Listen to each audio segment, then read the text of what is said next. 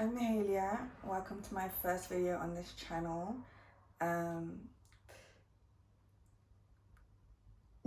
Yeah, this channel basically is just me talking about books and cooking food from like the country of origin of the authors. This is just me being able to try and diversify my reading and the range of countries of books that I read from in order to learn just learn more about literature from other countries and enjoy literature from other countries.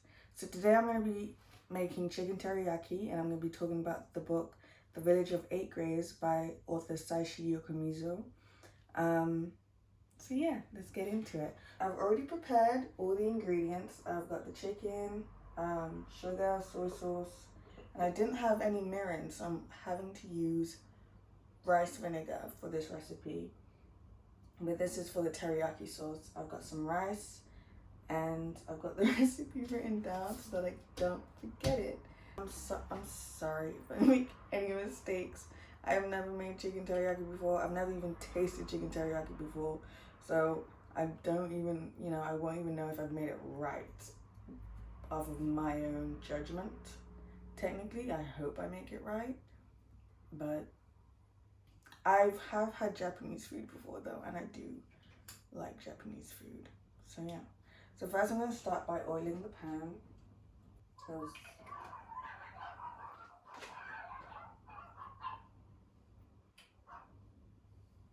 It's the neighbor's chihuahuas, if you can hear them. They're chihuahuas. It's like, is there any more that needs to be said? Anyway. So I'm using chicken thighs for this recipe because I read that you're supposed to use chicken thighs anyway, but also because chicken thighs are juicier and taste better with this recipe. I think I read that. You're supposed to add them to a cold pan, so I haven't heated the pan up too much. I just put it at a medium-low heat. I'm gonna wash my hands because this is gross. I hate touching raw chicken. See what I mean? This, like, I know the recipe said to add it to a cold pan, but it's just, I'm impatient, especially when it comes to food, because I'm hungry. And it's not even sizzling, but that's what it's supposed to do. From the recipe that I followed, it's supposed to be added to a cold pan. I'm still gonna turn the heat up anyway, just because I know that it's gonna take a long time.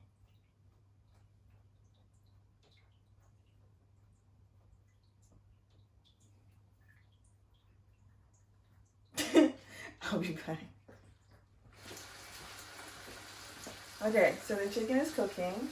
I don't know if I said this before, but I seasoned the chicken with salt and pepper beforehand.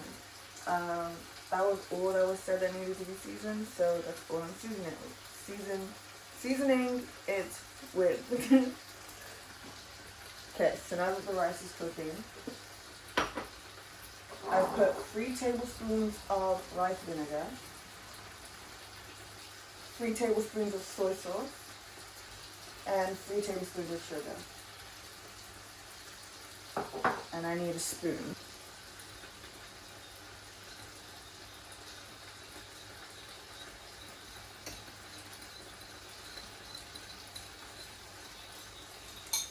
So this is pretty much our sauce that we're going to cook the chicken in later. So I'm going to put that aside.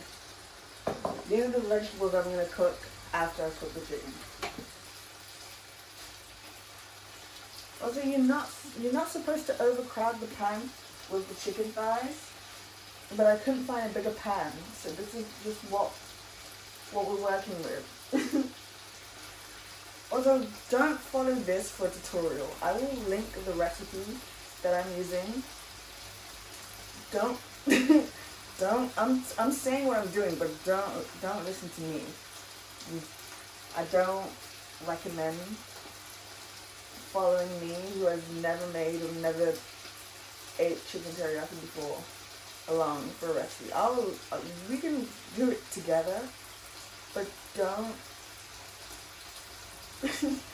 don't take I'm not a tutorial, okay? I'm not a tutorial, that's all I'm saying.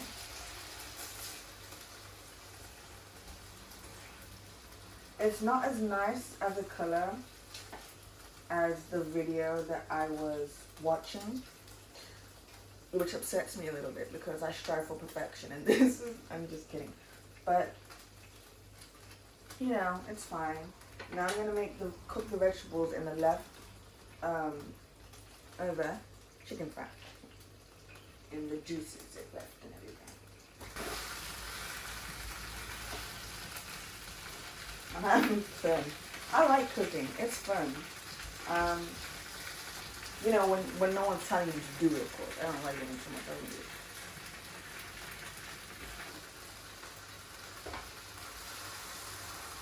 They seem cooked.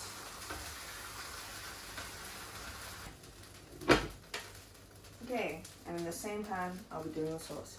But I need to wipe down the pan first, because that's what she did in the video. The oil keeps splashing on my finger.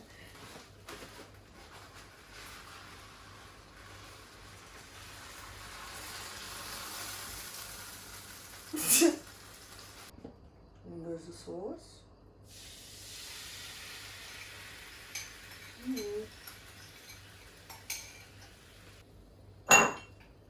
Sorry. I'm gonna cook the chicken in the sauce. Ow! I keep touching the pan.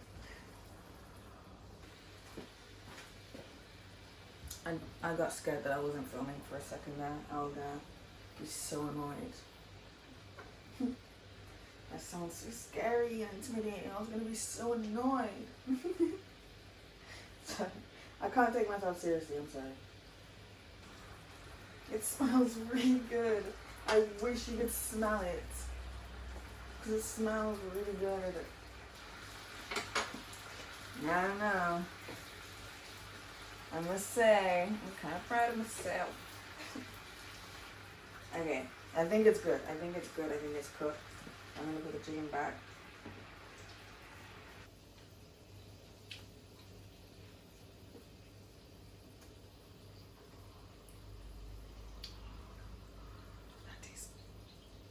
That tastes good. Okay. Damn. Okay, I'm gonna do my best to make this look presentable on a plate, but in the meantime, let's go talk about The Village of 8 Graves by Seishi Yokomizo.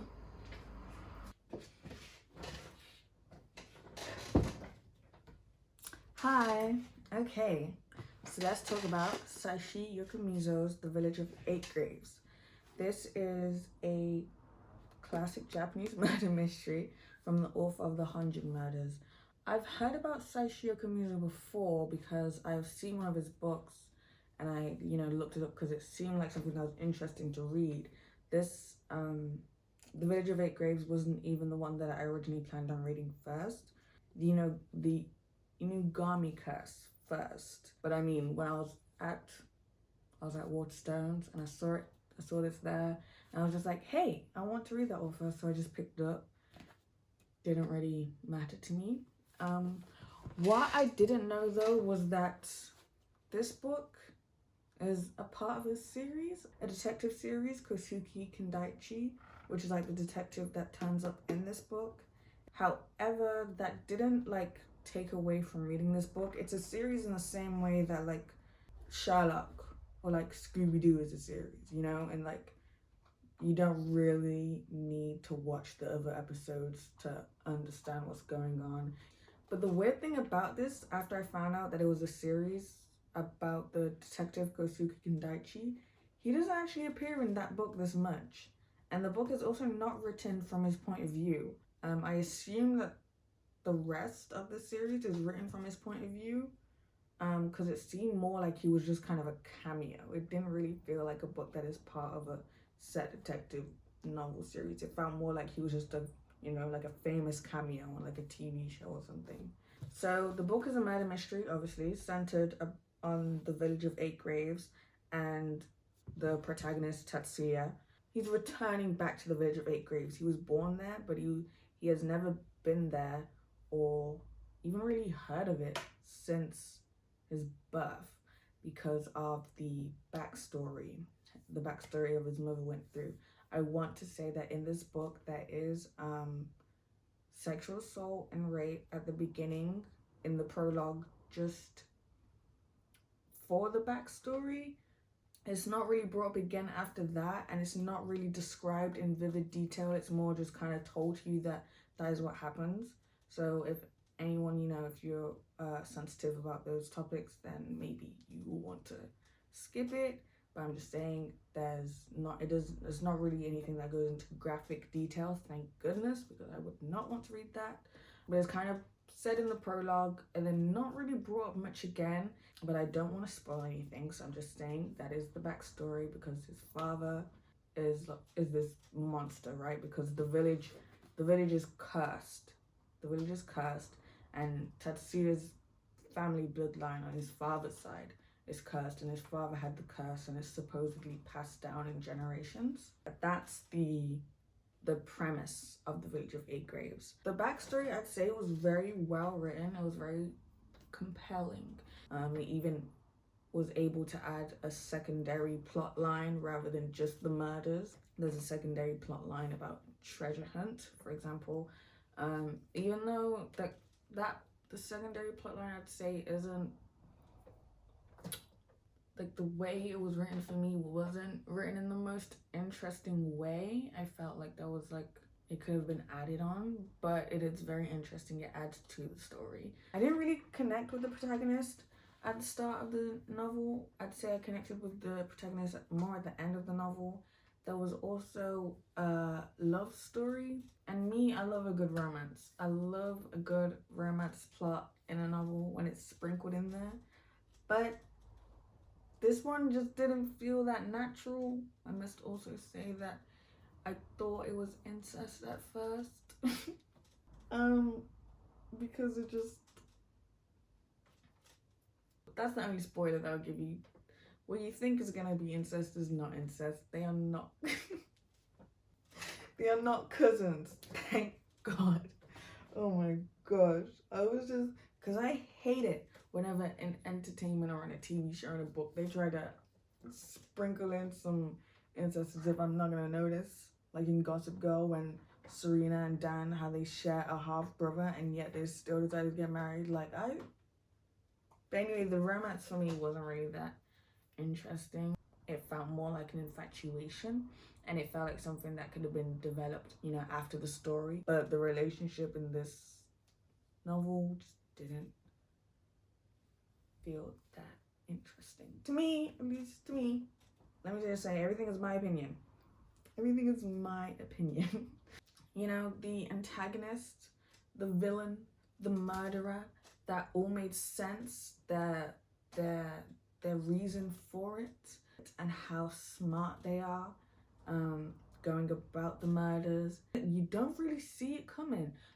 I guessed so many people. Let me just say, I've never really been good at guessing who was the villain. I never got it right when I was little and watching Scooby-Doo. I never got it right. I kind of sensed that their character was up to something, but I was like, nah, it's too good to be true. And then it turned out to be them. But it made sense when you read their reasoning why and everything. It made sense. It wasn't some type of stupid reveal that was like, that what? So it wasn't like at the end of Gossip Girl when you find out Dan is Gossip Girl. That didn't make sense. That I don't even want to get into Gossip Girl. Okay, I'm sorry. I've brought it up twice already in comparison. That the reveal in this novel of who the murderer is makes sense. The reveal in Gossip Girl. Okay, so you get my point. What I'm trying to say is, it makes sense. This novel is really good. It's really enjoyable. It was not something that I was sitting oh my gosh, I want to get to the next chapter. No, unfortunately for me. However, I did read some reviews by other people, and they were saying they felt that this was the most boring novel in the detective series. Seishi Yokomizo is a very good... He knows what he's doing when he's writing a murder mystery. He knows his stuff. one thing I will say that I did appreciate, I haven't seen this done in novels before. I've only seen it done in plays that I'm reading. It has a list of all the characters and their relations and everything at the start. Say, for me, for someone who easily forgets who a character is or who's related to who and all that, that was very helpful. The chapters are long, and I don't like long chapters, but the way that they're broken down is very effective. Like, it made me not dread the chapter, because I dread reading long chapters. But this, as you can see, like, it says chapter 2, and then it tells you there's a subtitle, and like all the chapters are just kind of broken down into sub chapters, which is something I really appreciated in the book. And honestly, I think that it's an enjoyable read. It's sometimes a bit slow in pace, but usually it picks up the pace quite a bit after. But I think that if you want to read a good murder mystery, The Village of 8 Graves is pretty good, and it's not that long. It doesn't really feel like it's a part of a detective series, just because the detective, like the way that it's written, if it's supposed to be part of a detective series, I would assume that you'd be telling it from the detective's point of view. He reminds me a little bit of Columbo, actually. If anyone's ever watched Columbo, he reminds me a bit of Columbo. Sorry, I keep saying sorry. But yeah, that was The Village of 8 Graves by Seishi Yokomizo. Again with the So that was The Village of 8 Graves by Seishi Yokomizo. And now I'm gonna eat some chicken teriyaki. I don't want to lift it up too high just in case it slips off the plate and falls. That would just ruin my day.